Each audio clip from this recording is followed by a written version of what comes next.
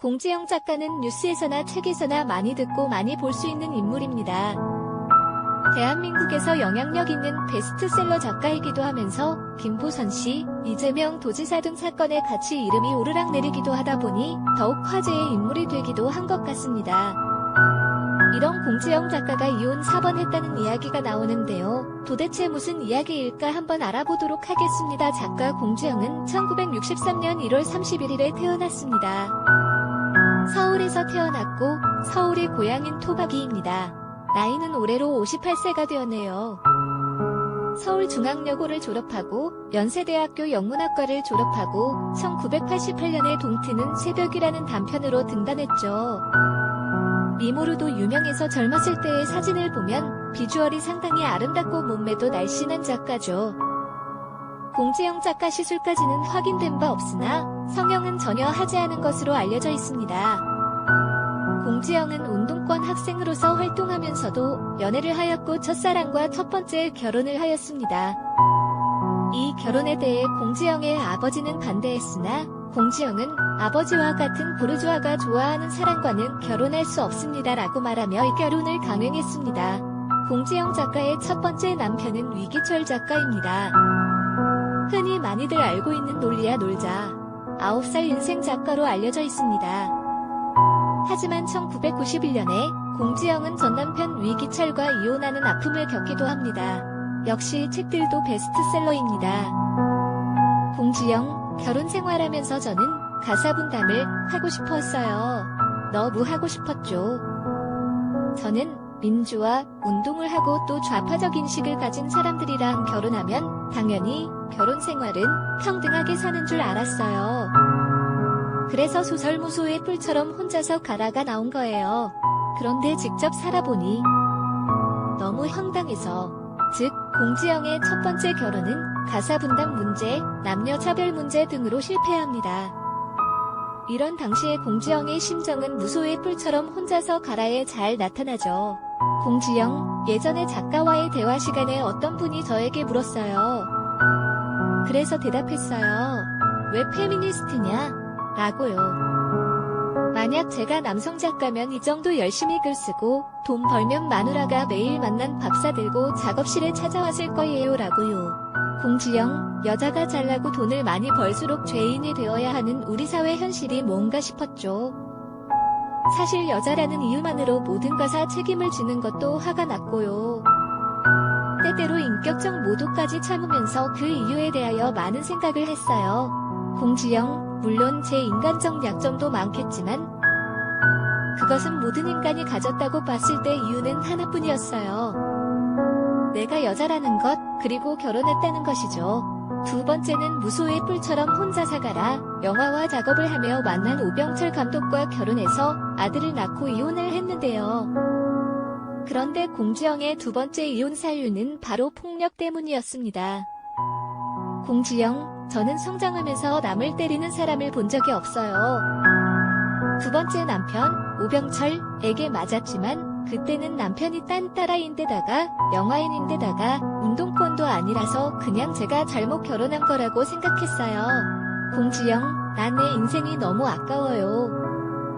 제가 모스크바 가서 호텔에서 남편에게 맞고 나서도 바로 파란 아이섀도 바르고 혼자 모스크바 박물관에 갔어요. 시간이 아깝죠. 남편에게 맞은 것도 억울한데 그것 때문에 여행을 망치고 싶지 않았거든요. 결국 폭력이 원인이 되어서 공지영은 불과 2년 만에 이혼을 하게 됩니다. 오병철 감독은 암투병을 하다가 세상을 떠났죠. 세 번째로 이혜영 한신대학교 교수와 결혼해서 막내 아들을 낳았지만 이 역시 끝내 좋지 않은 결과로 끝나고 맙니다. 공지영의 세 번째 남편 이혜영은 공지영의 말처럼 첫 번째, 두 번째 남편과는 완전히 다른 사람이었습니다. 운동권 출신도 아니었고 영화인 출신도 아닌 유명한 학자였죠. 공지영, 그래서 찾고 찾은 게 좋은 학교를 나와서 안정된 직장을 가진 사람이었어요. 남녀 평등 얘기를 많이 하고 또 제 둘째 아이도 흔쾌히 받아줬고요.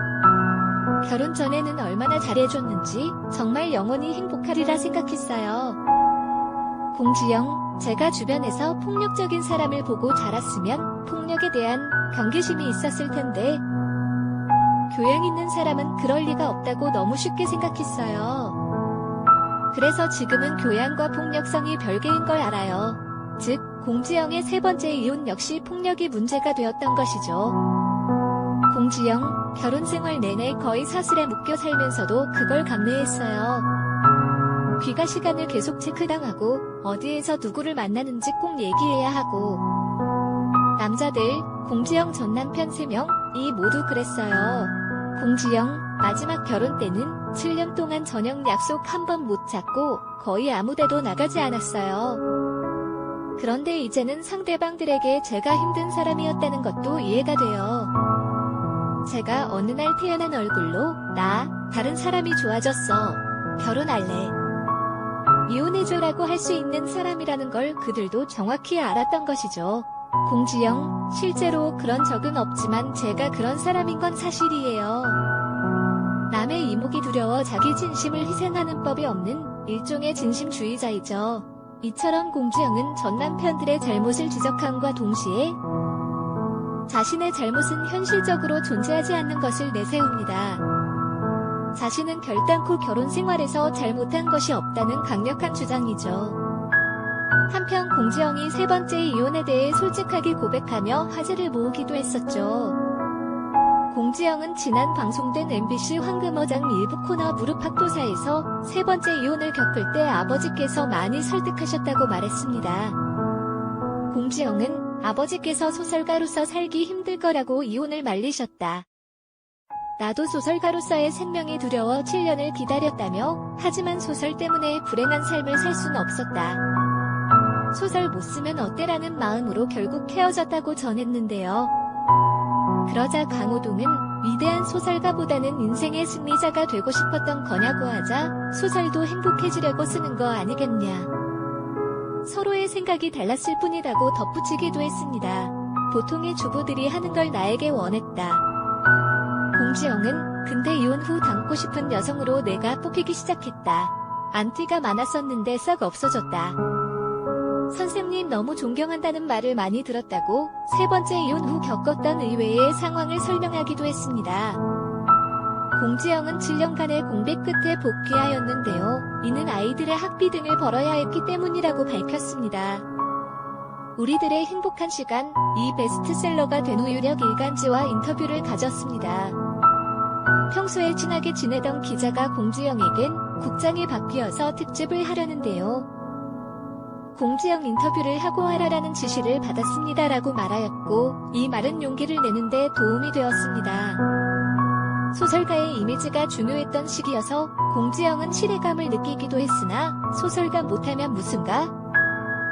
내 인생이 그것뿐은 아니다라며 스스로를 위로하였고, 위대한 소설가보단 인생의 승리자가 되기로 마음먹었습니다. 한편 공지영은 이 기사로 인해 사람들이 자신에 대해 비난을 할 것을 우려하였으나, 사람들은 공지영이 아픔을 이기고 나온 것에 대해 긍정적인 반응을 보였습니다. 사실 그동안 한국 사회는 이혼에 대하여 부정적이었습니다. 특히 90년대 초반까지 이혼녀들은 사회적인 죄인 취급을 당할 정도였죠. 그런 상황에서 공지영의 무소의 뿔처럼 혼자서 가라 1993년 작품은 이혼의 아픔을 가진 수많은 여성들을 위로하고 용기를 북돋워 주었던 작품입니다. 또한 공지영의 성이 다른 3명의 아이들을 낳고 기르면서 또 한 번 우리 사회의 금기를 깨는 역할을 합니다. 공지영, 난 우리 가족이 남편과 아이들의 아버지가 없지만 결손이 아니라고 생각한다. 이혼 자체가 불행은 아니다. 부모가 얼마나 행복한지가 가족의 행복을 더 좌우하니까. 공지영, 더욱이 다행인 것은 아이들이 모두 엄마를 좋아한다. 엄마가 행복하니까 우리도 행복하다고. 큰딸아이가 하루는 그러더라. 그래서 지금은 아이들에게 미안하거나 죄책감 같은 건 없다.